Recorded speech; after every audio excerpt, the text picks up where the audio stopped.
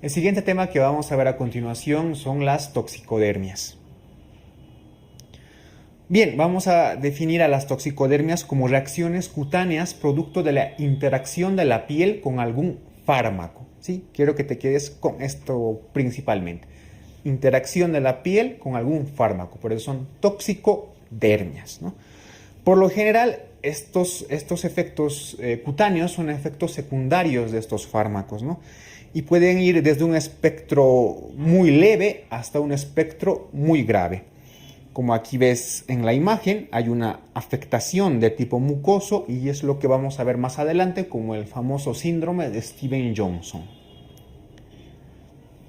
Bien, te recuerdo algo principal. Las toxicodermias pues son un montón de tipos, ¿sí?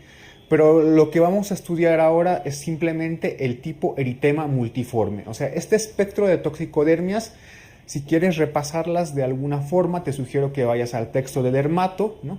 Donde vas a encontrar un montón de ellas. Por ejemplo, las vasculitis, la eritrodermia, ¿no? Y también el lupus inducido por algunos fármacos. Pero más específicamente, y donde nos vamos a centrar, son el tipo eritema multiforme, ¿sí? Bien, entonces vamos a definir al eritema multiforme como un grupo de patologías dermatológicas, toxicodermias, que se caracterizan por una erupción que puede llegar a ser generalizada y tienen generalmente un mecanismo inmunológico. Generalmente la causa principal para producir un eritema multiforme son evidentemente los fármacos.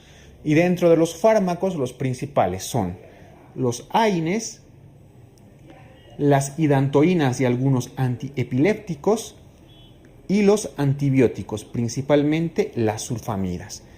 Evidentemente hay muchos otros fármacos que pueden estar vinculados con el eritema multiforme, pero estos son los principales. AINES, los antiepilépticos como las hidantoínas, y los antibióticos, principalmente las sulfamidas. El eritema multiforme se va a clasificar en tres tipos: un eritema multiforme minor, el eritema multiforme mayor o también denominado síndrome de Stevens-Johnson, y el más grave, que es la necrólisis epidérmica tóxica. A continuación vamos a describir cada uno de ellos. El eritema multiforme minor. Tienes que recordar que este es el más frecuente. De los tres que hemos mencionado, este es el más frecuente. La etiología, bueno, en parte es infecciosa, o sea, aparece generalmente tras la infección por virus herpes simple, y por otra parte también es producto de la interacción con algunos fármacos. ¿Cuál es la característica clínica? Bueno, es una erupción en diana, como aquí ves, redondeada, en diana, con un borde más o menos bien definido y un centro violáceo. Es lo que se denomina también la lesión herpes iris, ¿sí? Donde aparece generalmente en las manos, en los codos y en las rodillas, ¿no? El síndrome de Stevens-Johnson. Bueno, a partir de aquí, tanto el síndrome de Stevens-Johnson como la necrólisis epidérmica tóxica, pues son lesiones dermatológicas bastante graves, ¿sí? Entonces, como concepto, te recomiendo que te quedes que es una toxicodermia bastante grave. A diferencia del eritema multiforme de tipo minor, estas son menos frecuentes. Evidentemente, la etiología es la misma, a diferencia de que aquí no es infecciosa, es prominentemente debido a la administración de fármacos. ¿Qué fármacos? Te recuerdo otra vez: AINES, antiepilépticos tipo hidantoína y antibióticos de tipo sulfamidas. El síndrome de Stevens-Johnson se caracteriza porque tiene un periodo prodrómico, quiere decir que antes va a aparecer síntomas como por ejemplo malestar general, puede aparecer tos, etc.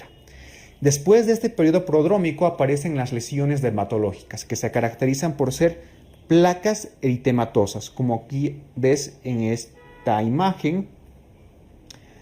En la región pectoral del paciente son unas placas, como tú ves, eritematosas, extensas, ¿no?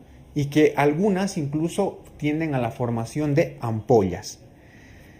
A diferencia del eritema multiforme minor, que solamente afecta a la piel, en el síndrome de Stevens-Johnson hay una afectación mucosa, como ves en la imagen, la afectación de la mucosa labial, ¿no? Y este síndrome de Stevens-Johnson puede tener una repercusión de tipo sistémico.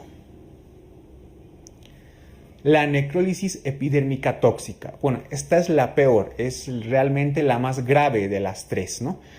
Se caracteriza por tener un rash de tipo morbiliforme, de gran extensión, como tú ves aquí en la imagen, y forma unas ampollas que son bastante flácidas y que al presionarlas se despegan fácilmente, ¿no? Este es el famoso signo de Nikolsky.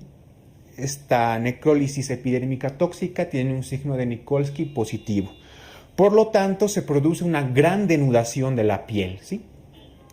La afectación de mucosas es constante, a diferencia del Stevens-Johnson, donde puede ser más o menos entre sí y no, pero aquí sí, es constante. Y presenta múltiples complicaciones sistémicas. Por ejemplo, puede presentar el paciente neumonías.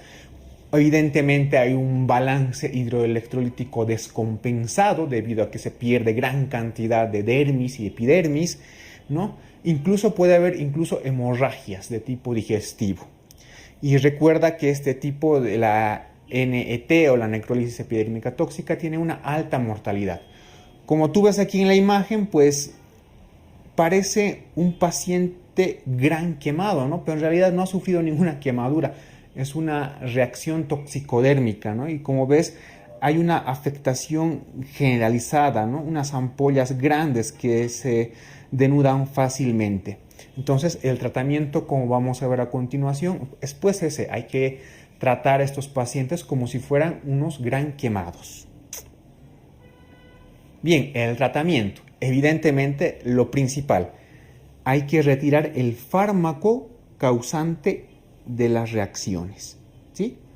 Esta es la maniobra principal que hay que realizar. Del eritema multiforme minor, pues evidentemente como son lesiones que se circunscriben solamente a la piel, basta con corticoides tópicos o con antihistamínicos orales. El síndrome de Stevens-Johnson, ¿no? O eritema multiforme mayor, pues el tratamiento se basa en medidas de soporte y la administración de los corticoides, pero sistémicos, ya no solo tópicos.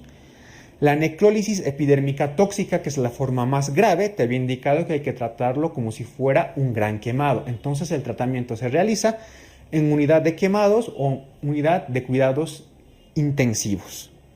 ¿Qué hay que hacer? Primero, hay que hacer una reposición hidroelectrolítica del paciente, hay que administrarle profilaxis antibiótica, ¿no? Y corticoides sistémicos.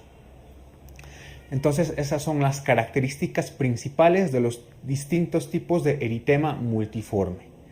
Otra vez te recuerdo, esta es una materia bastante bonita, pero la ventaja que tienes respecto de las otras es que son temas bastante cortos y que al no entrar imágenes en el examen, lo único que tienes que hacer es memorizarte conceptos solamente de tipo teóricos.